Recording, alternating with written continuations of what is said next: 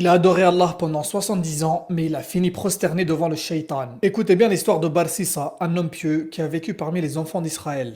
Et pendant 70 ans, il a adoré Allah Azza wa Jal avec dévotion. Iblis lui-même a essayé de le faire tomber plusieurs fois, mais il n'a jamais réussi. Et un jour, un shaitan blanc parmi les ifrites est venu voir Iblis et lui a dit: Laisse-le moi, je m'en occupe. Alors il s'est mis à attendre et à guetter Barsissa en attendant une ouverture. Et un jour, trois frères devaient partir à la guerre, mais ils avaient une sœur qu'ils ne pouvaient pas laisser toute seule. Ils ont pensé à Barsissa, cet homme pieux, qui de mieux que lui pour garder leur sœur. Ils sont alors partis le voir pour lui demander de veiller sur leur petite sœur, à quoi Barsissa a répondu non. À force d'insister, Barsissa a fini par accepter. Trois frères ont construit une petite maison pour leur petite sœur juste à côté de la cellule d'adoration de Barsissa. La mission de Barsissa a été très simple, lui apporter de la nourriture chaque jour, la déposer devant la porte sans lui parler et repartir. Et Barsissa accomplissait cette tâche parfaitement durant un certain temps, jusqu'au jour où le shaitan est venu le voir. Il dit: assure-toi qu'elle va bien, passe-lui le salam afin de s'assurer de son état physique. Barsissa a refusé au début, mais avec le temps il a encore fini par céder. Alors un salam, une réponse et quelques mots échangés. Et Barsissa petit à petit, il a commencé à s'habituer à sa voix. Jusqu'au jour où le shaitan revient et lui dit: il y a des gens qui passent à proximité et ils te voient discuter avec cette femme qui t'est étrangère. Alors pour éviter tout malentendu, entre à l'intérieur et referme la porte, comme ça il n'y a plus personne qui vous voit. Et ça est entré et a refermé la porte. Et c'était le deuxième pas qui a été franchi. Le prophète sallallahu alayhi wa sallam nous dit: jamais un homme s'isole avec une femme sans que le shaitan ne soit le troisième. Barsissa n'a pas résisté à la fitna de la femme et il est tombé dans la fornication. Directement après son acte, il a été pris de remords et il s'est repenti. Shaitan n'allait pas le lâcher en si bon chemin. Et les jours passent et Barsissa continue à déposer la nourriture devant la porte sans plus jamais rentrer ni adresser la parole à cette femme. Jusqu'au jour où c'est la femme qui lui parle et lui dit: je suis enceinte. Là, c'était le choc. Barsissa a été complètement paniqué et c'est à ce moment-là que le shaitan est encore revenu. Il lui a dit: lorsque cette femme accouchera, tout le monde sera au courant de ce que tu as fait et ça sera ta fin. Alors dès qu'elle accouche, prends ce bébé et débarrasse-toi-en. Pris de panique, Barsissa a cédé. Barsissa l'a pris à sa mère, l'a emmené dans un endroit isolé et s'en est débarrassé. Et une fois cet énorme péché commis, le shaitan revient encore une fois. Il lui dit: la mère n'acceptera jamais ce que tu as fait à son enfant. Elle te dénoncera et tu seras découvert. Tu n'as pas le choix, fais-lui subir le même sort que son enfant.